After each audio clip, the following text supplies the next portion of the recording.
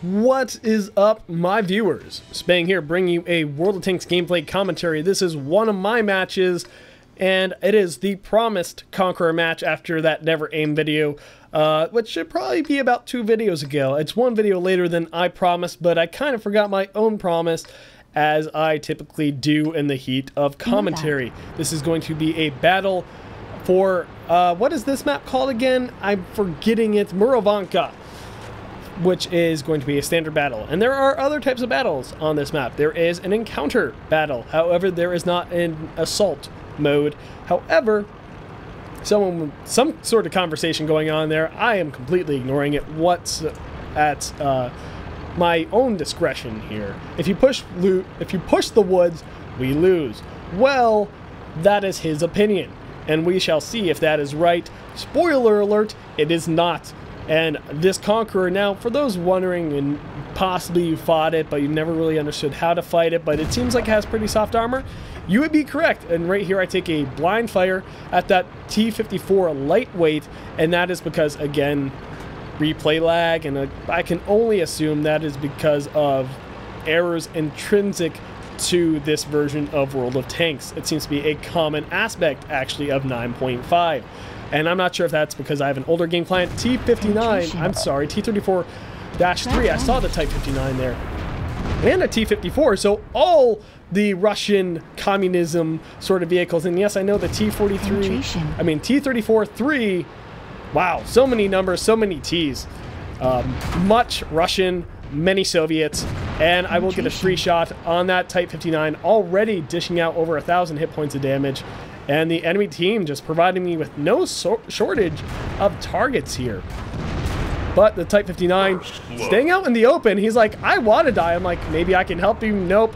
It was a long shot anyway. But again, that old mantra of you miss 100% of the shots you don't take holds very true. This T-34-3 will pull out back up into his own doom there. Not quite sure why he did so.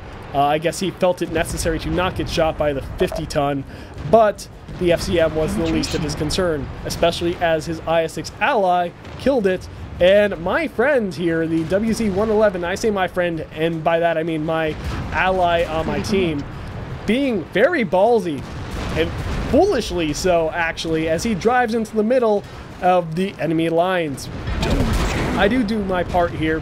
I said doo-doo. Let's all laugh and mock my commentary skills. But I did manage to eliminate that 34-3 and take out that IS-6.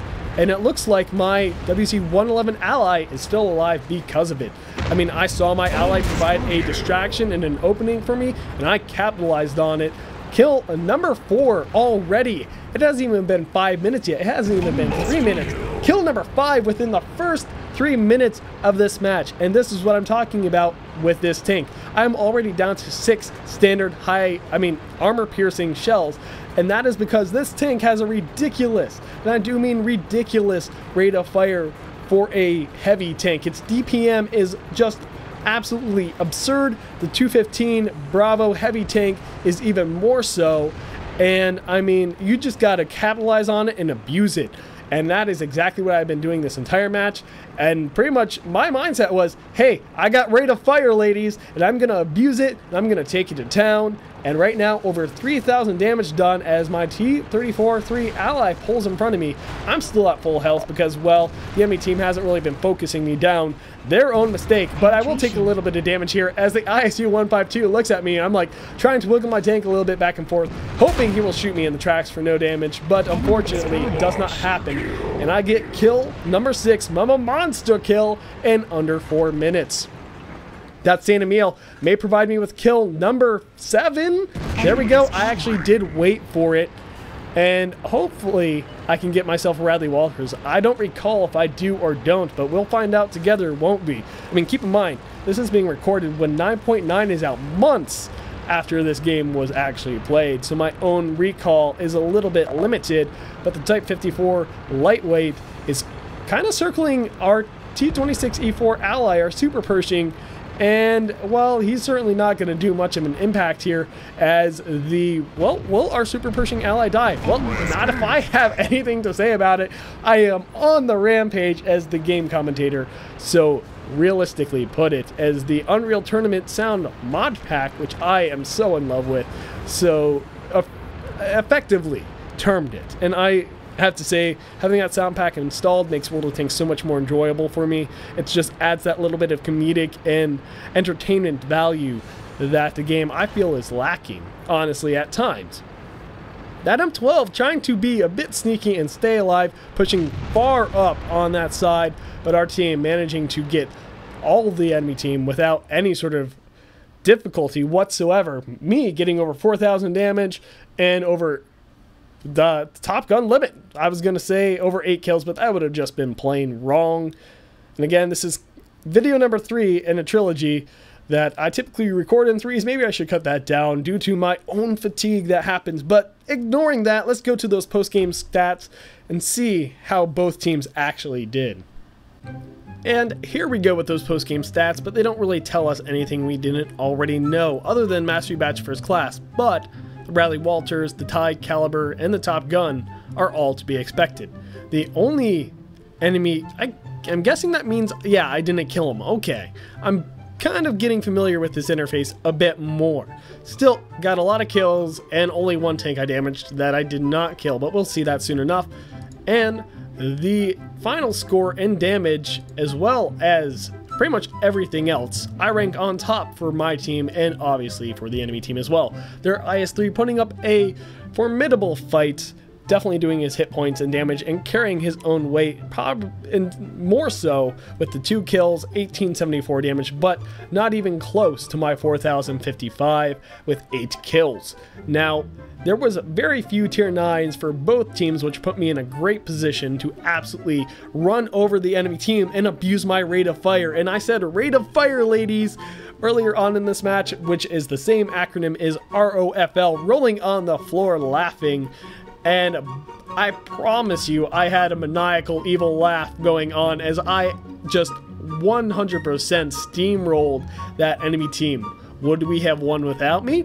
Possibly. With as much of a one-sided battle as that was, my contribution, as significant as it was, probably was not outcome changing. My team definitely looking like they did a strong performance in their own right as compared to the enemy team. So my contribution to our victory, debatable. They possibly could have won without me, but still a very well played match by me nonetheless. And total shots fired, 16, 14 hits, 14 penetrations, and again, we already see that damage. Total distance traveled, an exact, according to this, 2 kilometers, and making a significant profit, not super impressive, not premium tank level, but still a respectable profit of over 30,000 and a good amount of experience as well. Now, at this point in time in the match, you saw I had 1 mark of excellence. I did eventually earn my 2nd in this vehicle, which made it one of my favorite because it was a good gun platform. It doesn't have great armor, but it's gun accuracy and its gun rate of fire, its ability to put out damage and to fire accurately, make it a great vehicle to play. It's just a bit more of a sniper tank. Yes, it's a heavy, yes, it has hit points to roll with, but its armor is almost non-existent. And there are quite a few heavy tanks that perform like that, such as the T-34, the T-29, although they have turret armor, and to an extent this does as well. But I'd say the armor of a T-32 is actually better than the armor of a Conqueror. So the armor of a Tier 8 American Heavy is better than the armor of a Tier 9 British Heavy. And you will see a difference in that. If you're going up this line, you will see a difference between the 215B Heavy as opposed to the Conqueror. The 215 Bravo is significantly improved, and it is one of my favorite Tier 10s to play, actually. Although I have quite a pretty terrible win rate in it, but that's just luck. My performance overall, my damage ratio, my kill ratio is actually quite respectable. It's just I get a lot of bad teams in it, and I can't carry hard enough. But enough about that. That's pretty much going to wrap it up for this video. Thanks for watching, and as always, this has been Spang, and I am clearly oh so professional. Until next time, my viewers. MLG Dynamo.